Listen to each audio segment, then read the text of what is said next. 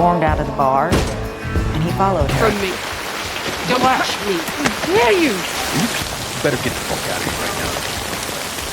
bitch!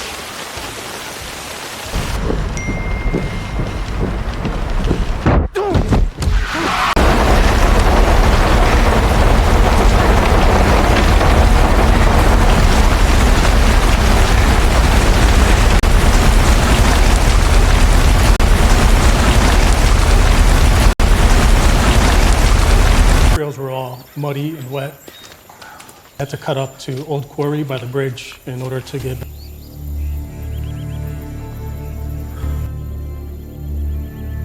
Selamat datang kembali di channel Buitenzorg Data Center. Hari ini kita akan membahas film terbaru karya maestro Hollywood Clint Eastwood, Juror Number 2. Film ini adalah thriller ruang sidang yang menyajikan dilema moral yang mendalam. Mari kita selami alur cerita, karakter, dan pesan yang ingin disampaikan oleh film ini. Film ini dimulai dengan Justice Camp, seorang jurnalis muda yang menjalani rutinitas hidup sederhana bersama istrinya, Allison. And I'm so damn excited to keep building our lives together.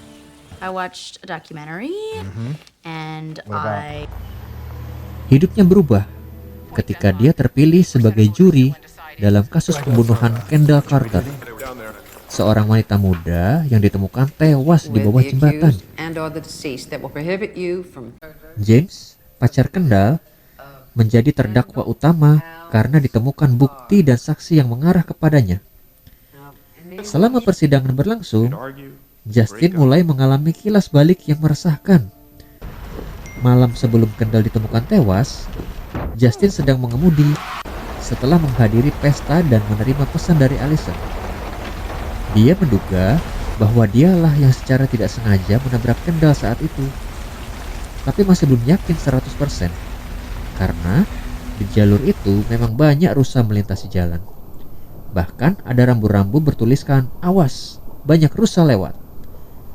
Dan pada saat itu memang kondisi sedang hujan dan sangat gelap.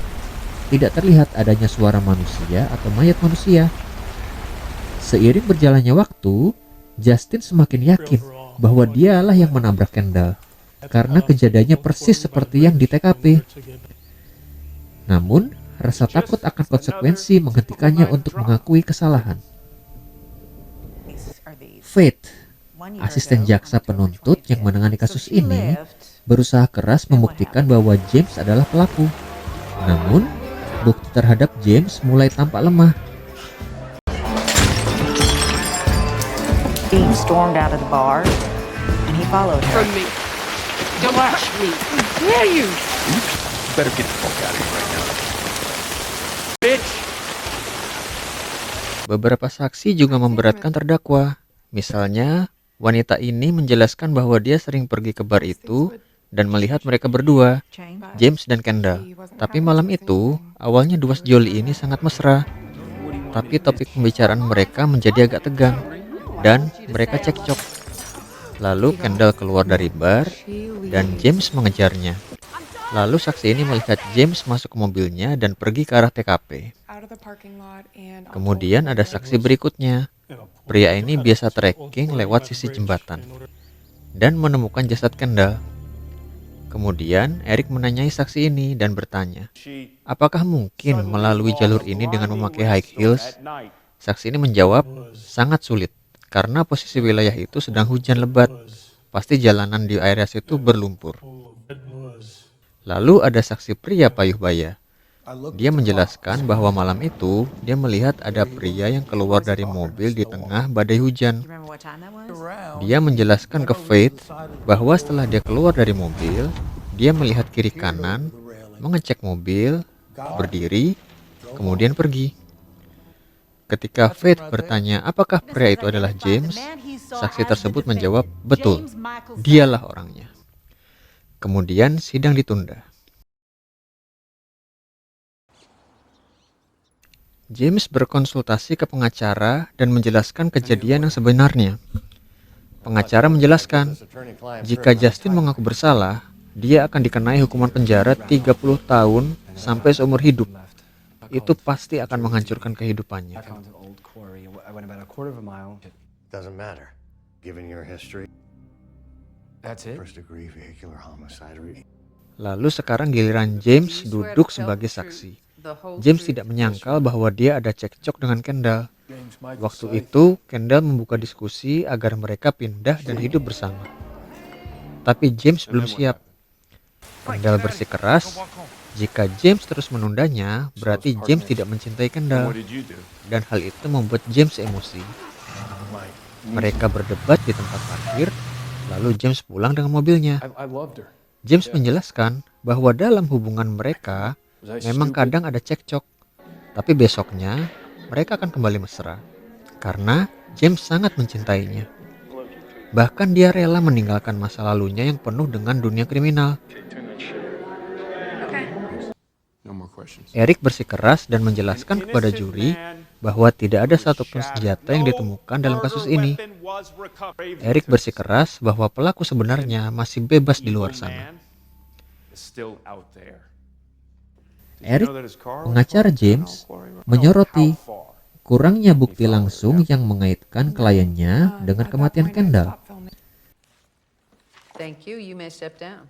Sementara itu, Justin yang duduk di kursi juri harus menghadapi dilema moral. Disinilah konflik internal Justin muncul. Like always. Ketika bukti baru muncul, Justin semakin yakin bahwa dia adalah penyebab kematian Kendall.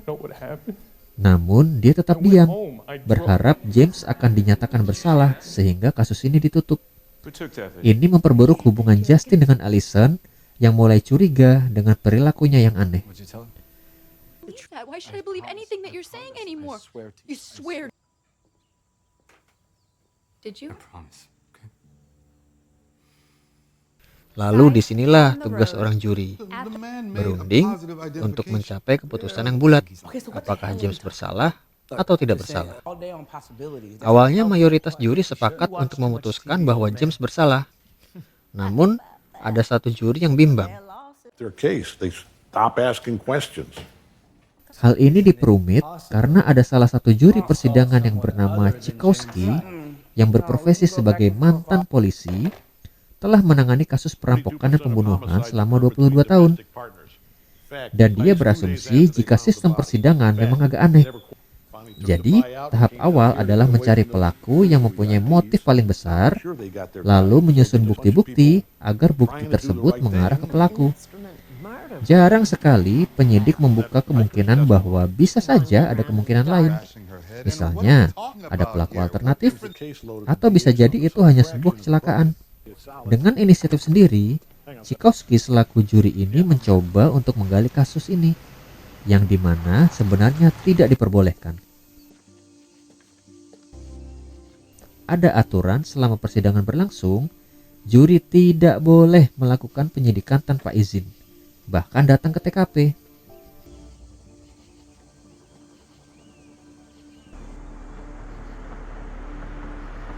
Dan yang mengejutkan, Chikowski menemukan petunjuk.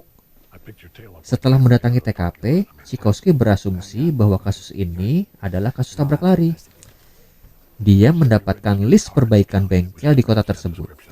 Karena menurut Chikowski, pada kasus ini kemungkinan bagian mobil yang rusak adalah bumper, atau kaca depan, atau lampu sein depan. Jadi dia bisa mempersempit listnya. Lalu, Chikowski membutuhkan bantuan Justin untuk menyelidiki bersama. Justin terkejut melihat mobilnya ada di dalam list itu. Tapi Justin cerdik. Dia pura-pura menjatuhkan daftar list itu untuk menarik perhatian polisi. Polisi membantu Justin merapikan kertas-kertas itu dan mengecek apa yang tertulis. Polisi itu terkejut bahwa ini adalah sesuatu yang melanggar aturan. Polisi itu melaporkannya ke hakim dan hakim memutuskan untuk mengeluarkan juri Chikowski dari daftar juri kasus persidangan kasus Kendall. You are hereby removed from jury service. On account of your background, I'm going. Justin tetap bisa mengikuti persidangan sebagai juri karena berdalih tidak tahu apa-apa dari isi kertas itu.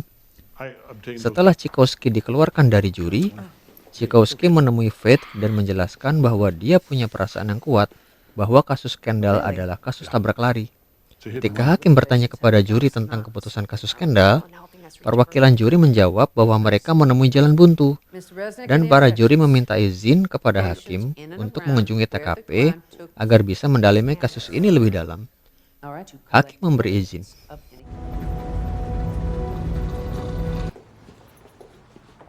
So this is where they fought.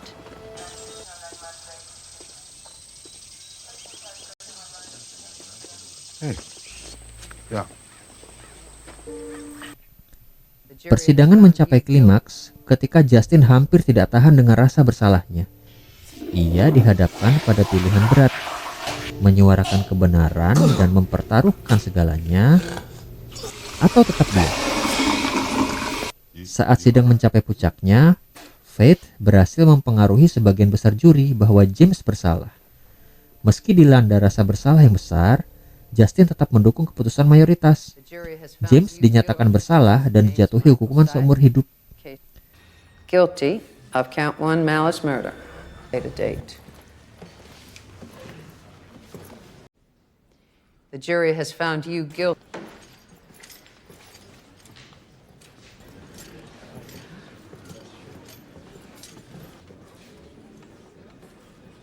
Lalu, ada surat yang ditunjukkan kepada Faith. Surat itu datang dari orang tua Kendall. Mereka mengucapkan terima kasih karena telah membantu mencari keadilan bagi anaknya. Di sini, Faith dapat melihat bahwa raut muka Justin adalah raut muka rasa bersalah. Faith baru menyadari bahwa Justin kemungkinan besar terlibat di kasus ini. Faith lalu mencoba untuk menyelidiki daftar mobil yang melakukan reparasi di kota itu pada rentang waktu 1 minggu setelah tewasnya Kendall.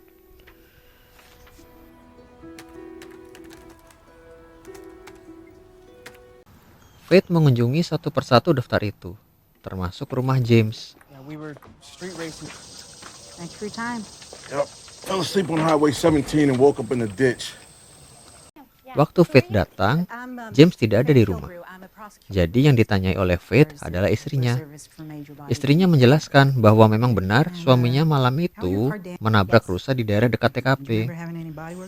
Semakin menarik perhatiannya, Faith pergi ke rumah pria paruh baya yang tinggal di seberang TKP. Disinilah dia melihat ada keraguan pada saksi itu, mengingat ketika itu hujan deras dan minimnya pencahayaan di TKP. Killed that girl, right?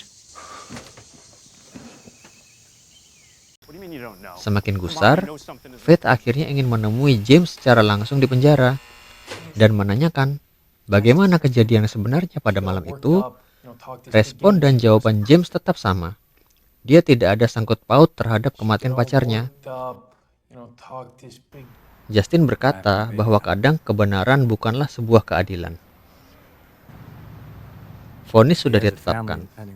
Justin juga menegaskan, mengingat Faith baru saja terpilih menjadi wali kota, jika Faith terus mengungkit kasus ini, karir Faith bisa terancam.